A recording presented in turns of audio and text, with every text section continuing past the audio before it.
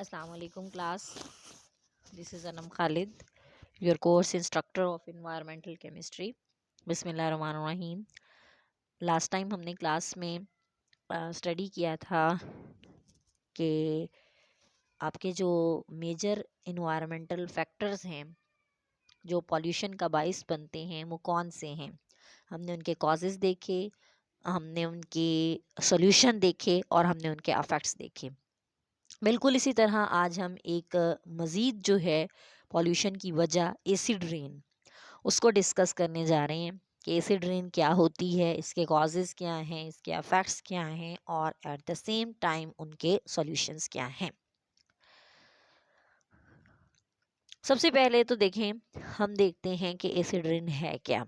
Acid rain is a rain or any other form of precipitation that is unusually acidic, जो पहले acidic होती नहीं है, meaning that it has elevated levels of hydrogen ions.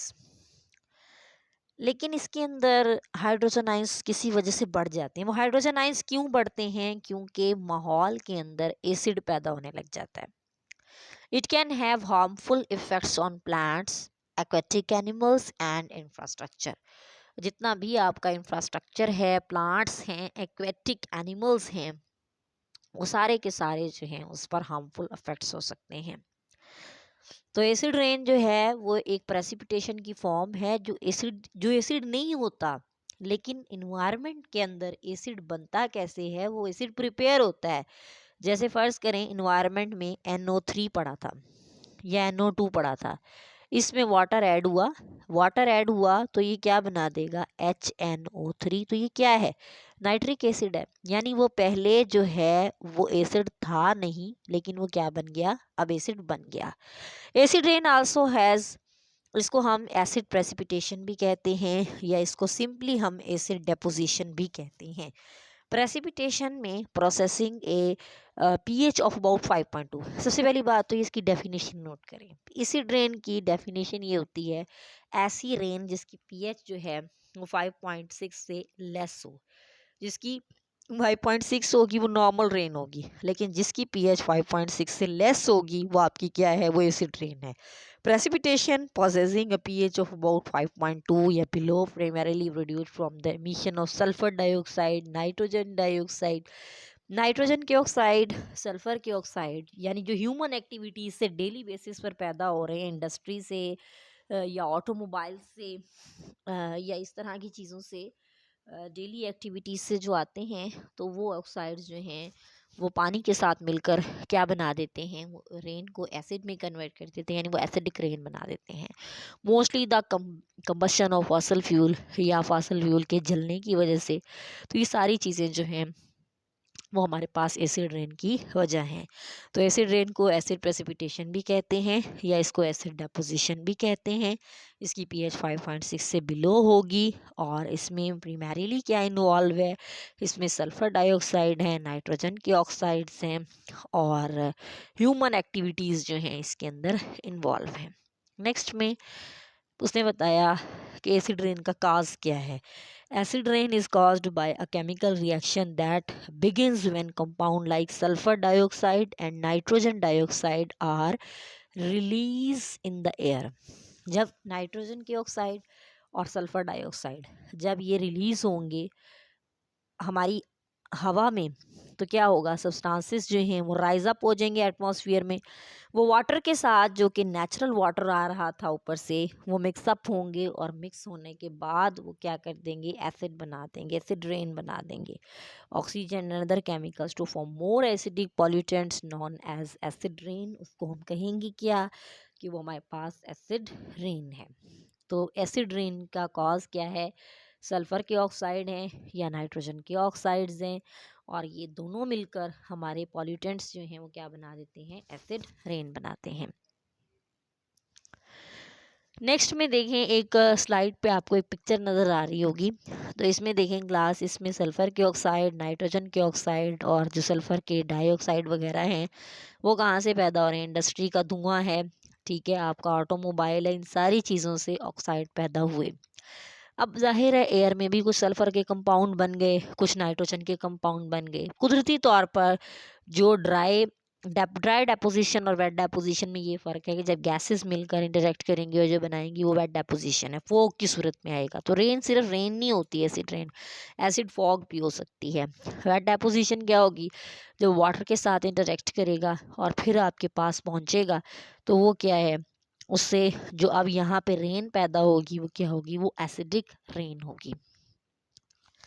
सबसे पहले हम थोड़ा हिस्ट्री ऑफ रेन की तरफ आते हैं कि एसिड रेन कब बनाई, किसने सबसे पहले इसको स्टडी किया, ये किस तरह थी। The term acid rain was coined in 1852 by Scottish chemist था एक Robert Angus Smith. Robert Angus Smith जो था 1852 में उसने इस टर्म को क्वाइन किया। According to Royal Society of Chemistry which calls him the father of acid rain, जिसको हम एसिड रेन का फादर कहते हैं, स्मिथ ने डिसाइड किया on the term well examining rain water chemistry near industrial cities in England Scotland. उसने एक finding लिखी अपनी 1872 में। 1872 में जो उसने एक रिज़ल्ट निकाला, वो उसने निकाला air and rain, the beginning of chemical climatology. Climatology की बिगिनिंग थी ये। और उसने क्या टर्म की बुक क्या निकाली, एयर एंड रेन। 1950 में साइंटिस्ट जो थे यूनाइटेड स्टेट के, फिर उन्होंने इस फिनोमेना को जो है वो ठीक से स्टडी करना स्टार्ट किया 1960 में या 1970 में। और एसिड रेन जो है फिर उसको जाने जाने लगे हम वेस्टर्न नॉर्थ अमेरिका में या वेस्टर्न यूरोप में। तो फिर उसके इन्वायरमेंटल इश्यूज़ को जो है वो कम्प्लीटली तौर पर स्टडी किया गया। अब एसिडिटी को कैसे मेजर करेंगे, अब ये देखते हैं हम कि इसके अंदर क्या चीज़ जो है वो इम्पॉर्टेंट है। सॉरी। आपके पास पीएच जो है वो 4 आपको नज़र आ रही होगी, एक ब्लॉक में लिखी हुई है। इसका मतलब ये है कि एसिड रेन, इसका मतलब ये है कि एसिड रेन जो है वो 4 या 4.2 या 5 से बिलो जा रही है। इसमें मतलब डिफरेंट चीज़ें शामिल हैं। या आपको एक पीएच का पैरामीटर दिया हुआ है कि अगर हाइड्रोजन आयन बढ़ते जाएंगे तो वो एसिडिक होते जाएंगे, अगर हाइड्रोजन कम होते जाएंगे तो वो बेसिक होते जाएंगे। यानी एसिडिक और बेसिक में मेन डिफरेंस बताया हुआ है। अब एसिड रेन की उसने टाइप्स बताई हैं, पहले तो 2, एक है वेट डेपोजिशन और एक है ड्राई डेपोजिशन। वेट डेपोजिशन में क्या होता है, रेफर्स टू एसिड, इसमें नॉर्मली एसिड रेन शामिल है, फॉग है, स्नो है। As this acidic water flows over the through the ground, it affect our right, इससे प्लांट एनिमल सब लोग इससे बैडली अफेक्ट होंगे एसिड रेन से। वेट डेपोजिशन में इसका मतलब ये है कि एसिडिक कंपोनेंट्स जो हैं, कार्बन डाइऑक्साइड है, नाइट्रोजन के ऑक्साइड्स हैं, जब वो वाटर में एडअप होंगे तो वो क्या बनाएंगे, acid rain. Dry deposition refers to acidic gases, इसमें कुछ एसिडिक गैसेस आ जाती हैं and particles. About half of the acidity in the atmosphere falls back to Earth's dry deposition. यानी जितना भी आपका एटमॉस्फेयर की गैसेस होंगी वो अकुमुलेट होती जाएंगी, अकुमुलेट होके वो ड्राई डेपोजिशन बनाएंगी और ड्राई डेपोजिशन से वो बैक यानी फॉल बैक आएंगे अर्थ थ्रू ड्राई डेपोजिशन। तो ड्राई डेपोजिशन रेफर करती है एसिडिक गैसेस को और पार्टिकल्स को, जबकि वेट डेपोजिशन जो है वो रेफर करता है एसिड रेन, फॉग और स्नो को। नेक्स्ट में एसिड रेन के कॉजेज देखते हैं कि एसिड रेन के जो कॉजेज हैं वो क्या हैं। एसिड रेन के कॉजेज सल्फर और नाइट्रोजन के पार्टिकल्स हैं जो मिक्सअप होते हैं वाटर के साथ। Sulphur and nitrogen particle which get mixed with water are found in 2 ways, यानी 2 वेज में होते हैं। या तो इन गैसेस की इमिशन होती है, एमिशन कहाँ से, डायरेक्ट इंडस्ट्रीज से ये गैसेस जो हैं वो एमिट आउट होंगी। Natural cause like how a lightning strike in the atmosphere releases nitrogen ion है, सल्फर रिलीज होता है वोल्केनिक इरप्शन से। तो या तो ये इंडस्ट्री से डायरेक्टली हमें निकलेंगे जो इसके काज हैं, या फिर वोल्केनिक इरप्शन से सल्फ़र आ सकती है, उसकी बर्निंग होगी, वो सल्फ़र डाइऑक्साइड में चला जाएगा। नाइट्रोजन के आयंस एटमॉस्फेयर में आ सकते हैं, वो जब ऑक्सीजन में ऐड होगा तो नाइट्रोजन के ऑक्साइड बनेंगे। According to the Royal Society of Chemistry which considers him the father of acid rain, ये रॉयल सोसाइटी ये कहती है कि वर्ड एसिड रेन जो है 1852 यानी 1852 में इसको इन्वेंट किया स्कॉटिश केमिस्ट ने, इसका नाम था अंगस स्मिथ।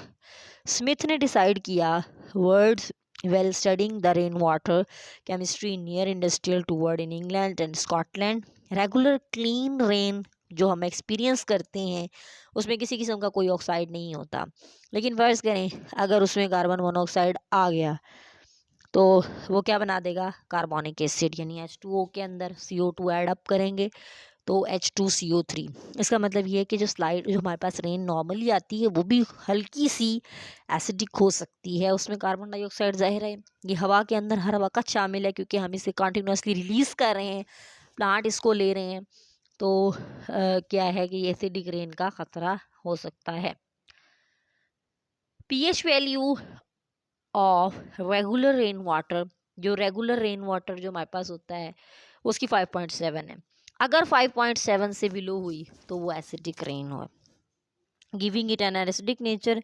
ऑक्साइड ऑफ नाइट्रोजन, फिर वही बात कि नाइट्रोजन के और सल्फर के ऑक्साइड जो कि ब्लोन अवे होते हैं by the wind along with the dust particle, वो सेटल डाउन हो जाते हैं और सरफेस के ऊपर and are coming down in the form of precipitation. Acid rain essentially as by product of human activities जो कि एमिट करते हैं नाइट्रोजन के ऑक्साइड और सल्फर के एटमॉस्फेयर में। एग्जाम्पल क्या है, burning of fossil fuel, unethical waste emission disposal, ये सारी टेक्निक्स जो हैं ये एसिड रेन की वजह बन सकती हैं और ये बहुत ख़तरनाक वजूहात जो हैं वो हमारे पास हो सकती हैं। Acid rain is essentially as by product of human, ये ह्यूमन एक्टिविटीज़ की प्रोडक्ट का ही वजह बनता है। जो ह्यूमन एक्टिविटीज़ हैं जैसे आपके फॉसल फ्यूल को हम क्या करते हैं उनकी डेली बेसिस पर बर्निंग करते हैं, उनको जला रहे होते हैं अनएथिकल वे, वेस्ट की एमिशन का, यानी हम क्या करते हैं घरों के बाहर आग लगा देते हैं तो उससे भी क्या हो रहा है कि सल्फ़र, नाइट्रोजन, कार्बन, इनके ऑक्साइड्स पैदा हो रहे हैं, तो ये टेक्निक्स ठीक नहीं हैं। Sulphur dioxide and nitrogen dioxide undergo oxidation, ज़ाहिर है ये ऑक्सीडेशन करेंगे। जब ये ऑक्सीडेशन करेंगे तो ये वाटर के साथ रिएक्ट करेंगे और इन्हें कन्वर्ट कर देंगे, किसके अंदर कन्वर्ट कर देंगे, आपके एसिड के अंदर। फॉर एग्जांपल देखिए एग्जांपल क्या बनाई हुई इसने, SO2 में ऑक्सीजन ऐड होगी और in the presence of water 2H2O, तो ये क्या बना देगा, H2SO4 एक्वस। ठीक है, इसी तरीके से 4NO2 यानी नाइट्रोजन का डाइऑक्साइड ऑक्सीजन को ऐड अप करेगा, वाटर को ऐड करेगा तो क्या बन जाएगा, नाइट्रिक एसिड। तो ये जो ऑक्साइड्स थे नाइट्रोजन के और सल्फर के, उनकी कंबस्टन होगी, कंबस्टन के नतीजे में उसके बाद उनमें वाटर ऐड होगा, वाटर ऐड होने के बाद वो कन्वर्ट हो जाएंगी सल्फ्यूरिक एसिड और नाइट्रिक एसिड में। How acid rain is formed, question again यही है कि एसिड रेन बनती कैसे है। तो एसिड रेन इस तरीके से बनती है कि हमारे पास ये इंडस्ट्री है, ट्रांसपोर्ट है, डोमेस्टिक है, इलेक्ट्रिसिटी जनरेशन है, इन सारों से हमें क्या हासिल हो रहा है, सल्फर के और नाइट्रोजन के ऑक्साइड। अब जाहिर है उसके ऊपर सूरज की रोशनी पड़ेगी, जैसे ही उसके ऊपर सूरज की रोशनी आएगी वो कन्वर्ट हो जाएंगे कॉरस्पॉन्डिंग ऑक्साइड में, यानी नाइट्रोजन के ऑक्साइड और किस में, सल्फर के ऑक्साइड। जब वो पानी के साथ मिलेंगे जो कि रेन की सूरत में ऊपर से आ रहा होगा तो वो किस में कन्वर्ट हो जाएंगे, आपके पास एसिड रेन में। Dry deposition, wet deposition, dry deposition में ड्राई गैसेज होंगी और वेट डेपोजिशन के अंदर जो है वो आपकी वाटर वेपर्स जो हैं वो शामिल होंगे। अब हमने नेक्स्ट स्लाइड में देखना है एसिड रेन के इफ़ेक्ट्स क्या हो सकते हैं, इसके असरात क्या हैं। एसिड रेन बहुत ज़्यादा हार्मफुल है एग्रीकल्चरल पे, प्लांट्स पे, एनिमल्स पे, ह्यूमंस पे। It washes away all the nutrients, इससे तमाम न्यूट्रिएंट्स जो है वो क्या हो सकते हैं, वो वॉश आउट हो जाते हैं। ठीक है, which are required for the growth और सर्वाइवल ऑफ प्लांट, यानी पोटाशियम हो गया, नाइट्रोजन हो गया, सोडियम हो गया, कैल्शियम हो गया, मैग्नीशियम हो गया। तो ये सारे के सारे जो एसेंशियल न्यूट्रिएंट्स होते हैं जो प्लांट की ग्रोथ के लिए रिक्वायर होते हैं ये उनको वॉश आउट कर देता है, वॉश अवे कर देता है।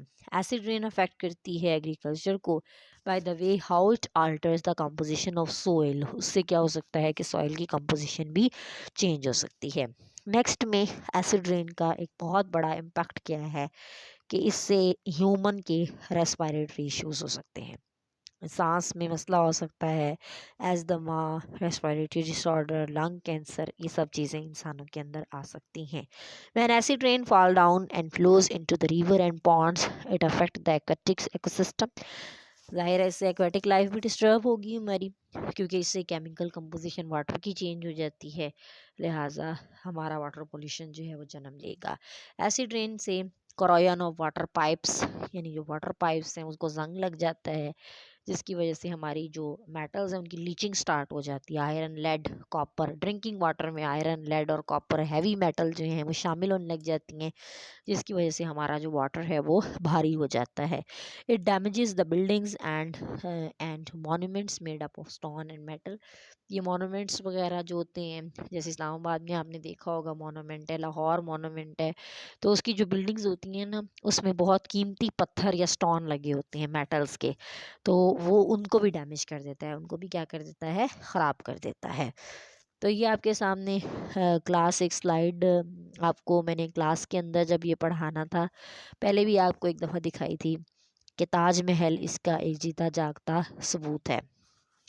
ताजमहल में क्या हो रहा है कि before and after the effects दिखाए हुए हैं कि पहले वो ऐसा था, यानी वाइट था, फिर ये आहिस्ता आहिस्ता जैसे जैसे इसके ऊपर इतने साल हो गए हैं इसको बने, तो एसिड रेन होती रही, तो ये जंग इसके पत्थरों को आहिस्ता आहिस्ता लग गया, यानी कभी ताजमहल जो वाइट कलर का होता था अब वही ताजमहल जो है वो येलो स्टोन्स का हो गया। यानी इसका मतलब ये है कि हमारे जो मॉन्यूमेंट्स या बिल्डिंग्स हैं वो बहुत बुरी तरीके से ख़राब हो रही हैं। क्यों, किस वजह से, एसिड रेन की वजह से। तो ये उसकी एक जीती जागती मिसाल है। इसके बाद स्टैचू ऑफ लिबर्टी, ये देखें, वो जिसमें ये कॉपर का बना हुआ था, सही है, ये भी डैमेज होना शुरू हो गया है क्योंकि इसमें भी एसिड रेन जमा हो रही है, और जब एसिड रेन आती है तो उसकी ऑक्सीडेशन हो रही है। 30 साल हो गए हैं इसको बने हुए, और अब ये आहिस्ता आहिस्ता क्या होता जा रहा है, ग्रीन होता जा रहा है। एसिड रेन की वजह से लिबर्टी का जो स्टैचू ऑफ लिबर्टी है वो भी आहिस्ता आहिस्ता क्या होता जा रहा है, ख़राब होता जा रहा है। तो ये भी एक बहुत बड़ा मेजर अफेक्ट है जो कि हम नॉन लिविंग पर देखते हैं। कि एक चीज़ देखें, हम ये तो पढ़ रहे हैं कि एसिड रेन जो है वो लिविंग पर तो अपना इफेक्ट डालती ही है, एनिमल्स पे, प्लांट्स पे, ह्यूमंस पे, लेकिन इसका नॉन लिविंग पर बहुत बहुत ज़्यादा बैड इम्पैक्ट है।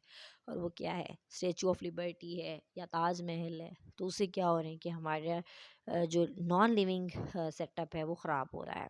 अब हमने नेक्स्ट स्लाइड में ये पढ़ना है कि एसिड रेन जैसी हार्मफुल चीज़ से हमने कैसे छुटकारा हासिल करना है, या उसे कैसे उसको महफूज रखना है अपने इन्वायरमेंट को इससे। तो प्रिवेंशन ऑफ एसिड रेन, इससे क्या करना है, द ओनली प्रिकॉशन जो हमें लेनी है इसमें वो ये है कि कोशिश करनी है कि नाइट्रोजन और सल्फर के ऑक्साइड हवा में जमा ना हो। जब तक आपकी ये कोशिश कामयाब नहीं हो जाती, आपने ये कोशिश करते रहना है। क्यों, नाइट्रोजन और सल्फर के जब ऑक्साइड ही नहीं होंगे तो रेन एसिडिक बनेगी ही नहीं। We have so far seen the details of acid rain, उसके हार्मफुल इफेक्ट भी पढ़ लिए, लिहाजा आपने ये कोशिश करनी है कि नाइट्रोजन और सल्फर के ऑक्साइड्स को एमिट ना होने दें। Being responsible citizen, one should be aware of the harmful effect they cause and industries which give out the nitrogen sulfur। अब हमें ये भी देखना चाहिए कि कौन कौन सी इंडस्ट्रीज़ हमारे पाकिस्तान में ऐसी हैं जिनसे नाइट्रोजन और सल्फर के कंपाउंड्स जो हैं वो पैदा हो रहे हैं। तो उन इंडस्ट्रीज़ को जो है वो हमें साइड पर रखना है। इंडस्ट्रीज़ को कोशिश करनी है कि वो इंडस्ट्रीज़ जो हैं उनका वेस्ट जो है वो हमें बैडली अफेक्ट ना कर सके। तो नेक्स्ट स्लाइड पर देखें, इसके अलावा उसने कुछ और भी दिए हुए हैं। नंबर 1 है यूज़ ऑफ स्क्रबर्स का इस्तेमाल करें, जिससे गैसेस जो हैं उनकी एमिशन, जैसे ही कोई गैस एमिट होगी फजूल तो उसको स्क्रब कर लेंगे तो गैसेस पैदा ही नहीं होंगी। सब्सटीट्यूशन फॉर फॉसिल फ्यूल का सब्सटीट्यूट तलाश कर लें, फॉसिल फ्यूल को कोशिश करेंगे उसको बर्न करना ही ना पड़े। डीसल्फराइजेशन और डीनाइट्रिफिकेशन, कोशिश करें कि नाइट्रोजन और सल्फ़र के जितने भी कंपाउंड्स हैं उनको डीसल्फराइज करते रहना है, सल्फर निकालते रहना है आपने, और नाइट्रिफिकेशन में से नाइट्रोजन निकालते रहना है। जितनी भी एनर्जी है उसको मैक्सिमम कोशिश करें, उनको कंजर्व करें, उनको बचाएं। जितना आप बचा सकते हैं आपने उसकी एनर्जी कंजर्वेशन भी करनी है। तो ये सारे मेथड हमारे पास थे जिससे हम क्या कर सकते हैं, अपने इन्वायरमेंट में एसिड रेन को कंट्रोल कर सकते हैं, उसको रोक सकते हैं। तो ये क्लास आपने इसको अच्छे से स्टडी करना है। नेक्स्ट क्लास में इंशाल्लाह हम इसको डिस्कस भी करेंगे और मज़ीद आगे जो है वो टॉपिक देखेंगे। तो आप इसको अच्छे से गो थ्रू कर लें, कोई इशू हो तो आप मुझसे डिस्कस कर सकते हैं। Thank you so much. अल्लाह हाफिज़।